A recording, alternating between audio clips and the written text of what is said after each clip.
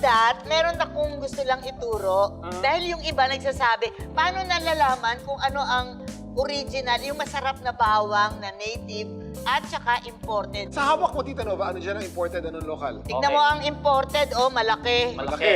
O yan.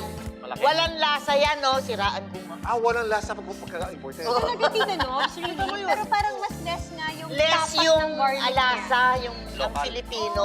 Ayan, nakita mo ang difference. Yan. Oh.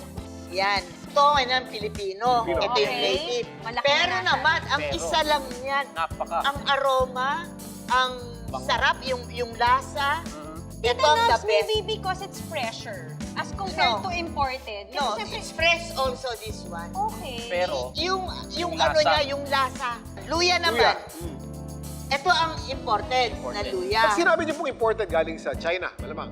Kahit saan. Kung meron silang bawang doon Or na luya. dinideliver Luya. dito sa Ginger. atin. O luya. Mas malalaki yung iba, ganyan. Kaya, Okay. di ba, medyo, yung paa mo parang luya. Kasi nakaganon, malaki. Ito, hindi masyadong malasa. Okay. Ito ngayon ang Philippines, ang native. Lokal. Tingnan mo, Okay. yung mga bukol-bukol, ayan nakita mo, ang lalaki, Yes. O ito, maliliit. Maliliit. Pero naman, ang isa lang nito, Powerful. yan, amoy na. Isa lang nito, pag 2-3 pukpok mo, ay, Sobra. naku, maaamoy mo na. At saka Tsaka iba yung- matipid. Yes. Isang ganun lang. Ito, marami kang ilalagay. Yeah. Kasi kulang. Okay. Yung Kulang yung taste. lasa na hinahabol mo, Tita Nobs. Yes. Okay.